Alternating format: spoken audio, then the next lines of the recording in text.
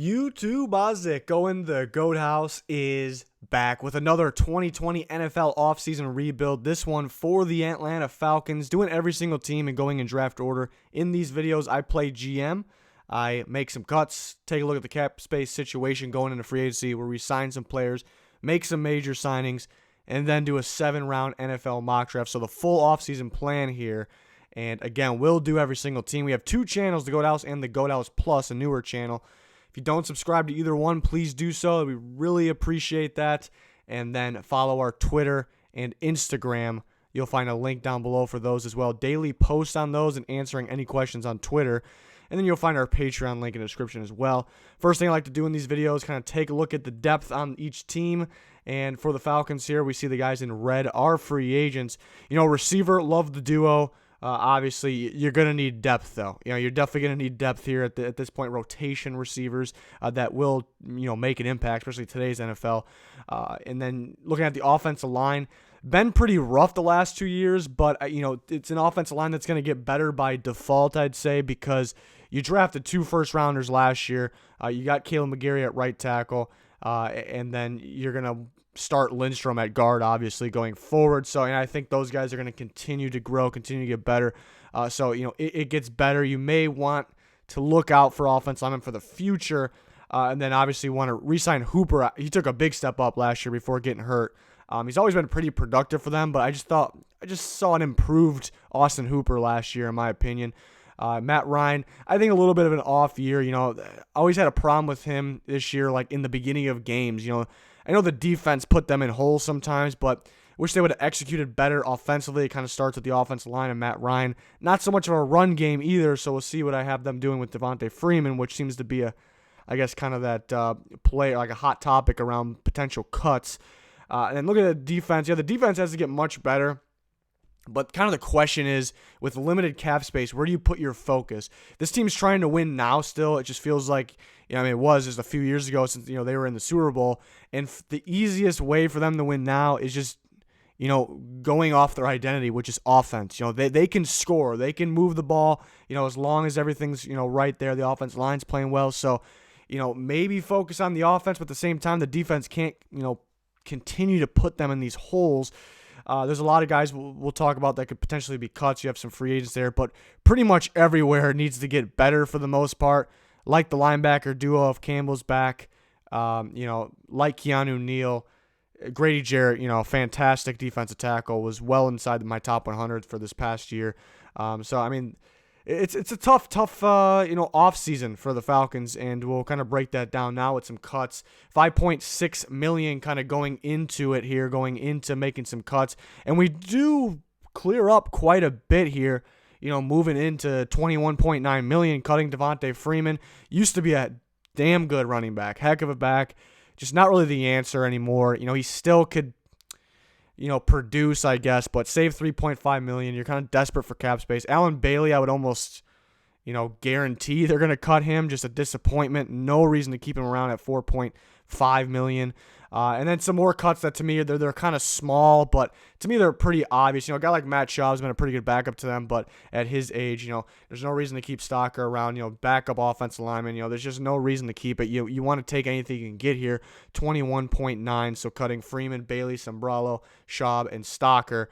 You save some decent space here. Then going into re-signing players, either tag or re-sign. I'm not a huge franchise tag guy, but re-sign Austin Hooper. Curious to see the contract on that. Some of the top-tier tight ends getting around $10 million.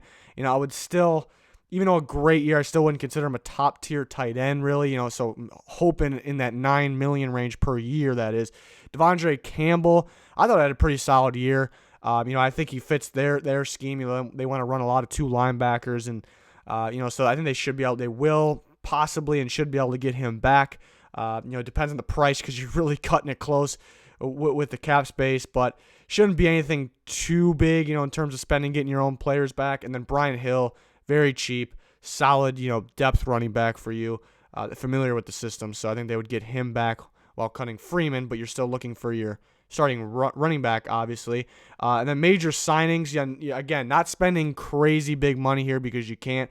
I like the fit of Robert Quinn We've seen him a lot of his career kind of playing a 3-4, and you see the talent's kind of there, but kind of been a disappointment. Goes to the Cowboys more of the 4-3. He had a pretty damn productive year. I don't think anybody's ready to throw a bunch of money at him, though. So I think he actually fits this defense, somewhat like the Cowboys, which is pretty good. So we should see some production. It's still a major signing, but obviously you can't spend on the big boy pass rushers. There's a good amount of them. So Robert Quinn will do. Danny Shelton, had a really productive year playing nose tackle for the Patriots. The Falcons could use a nose tackle. Pretty much Grady Jarrett carrying everybody down there. They've been trying to look for another nose tackle. They're hard to come across.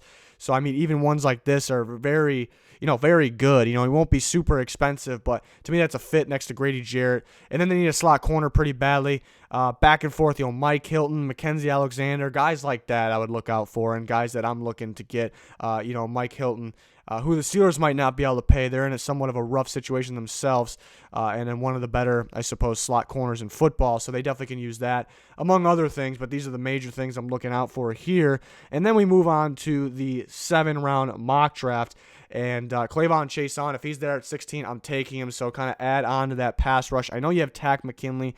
Been a little bit of a letdown. He still has some upside getting Robert Quinn. Same thing, kind of has some upside. You don't know 100% know what you're going to get. You have a freakish edge rusher here, has all the traits, pretty rangy too, like run game. He's able to recognize he has to get across the field and pretty solid there. The sack numbers aren't tremendous. I'm not too worried about it. He has the traits, freakish ability. If he's there at 16, I take him. That's the pass rush of the future there. And they're going to produce some offense. We know they're going to produce some offense.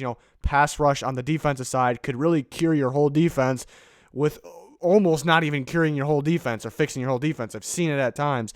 So that's like the quickest way.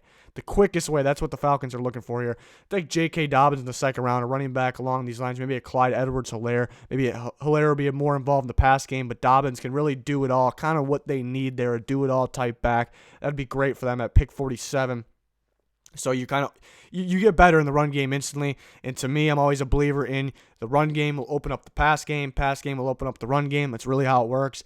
So it'll help out Matt Ryan and the boys there in the pass game. A.J. Terrell, take another corner. You definitely need another outside corner here. You grab one here at 55. He had a rough national championship game against LSU. Other than that, he was locked down. It's just one game. Can't overreact too much from it. Anytime he allowed a catch this year, for the most part, he did. It wasn't much, and he didn't allow much after either. So things I did like about A.J. Terrell. Sadiq Charles, starting to think in this simulation he was here. I'm really starting to think he won't be there, but that'll be an epic steal and a guy that can potentially start for them, be the future at left tackle potentially. Even though it would be right away. So you see they have some big needs. To me, another receiver is a pretty, not the biggest need, but it's a big need, but you have to wait all the way to 109 to grab one because of the other major needs. But you take Gabriel Davis, the big body, big play as well, receiver from Central Florida. So you grab him at 109. Take a guy like Devon Hamilton who can move around the D-line multiple spots. And then Shaheem Carter from Alabama. Looked a little better earlier on in his career. I don't want to say disappointing because still a good year this year, but maybe a little underwhelming. But with that, he has some upside, and they could use another one there. But, they could be set with potentially Keanu Neal and then Kazi for the future as well. But you could use another one there because you could get better. Pretty much, in a lot of spots, really. But, with an offseason like this where you can't really spend a big, I like the idea of this. I think the offensive line, like I said, will get better by default. Adding another guy in there, that means Matt Ryan's going to play better. Adding a better running games mean the running game is going to be better. It means the passing game is going to be better. Matt Ryan will play better. The offensive players will play better. And then adding guys on defense, I think in this plan with Robert Quinn and Chason, I almost can guarantee your pass rusher will be better. I'm not going to guarantee crazy success in year one, but it's going to be better. So, right off the bat, this team gets better. And then you kind of go back and look at what they did first half of the season versus the second half of the season. It looked like more of the Falcons we wanted to see, we expect to see in the second half of the season. So that you kind of got that going with you too, that they're better than their record showed perhaps. And then adding some talent like this could definitely help make that run back to it, back to where they were, back to where they expect to be. So, yeah, that's going to do it for the Falcons one. Let me know your guys' thoughts. Please like, comment. Always like to see the fans of these teams' thoughts in the comments.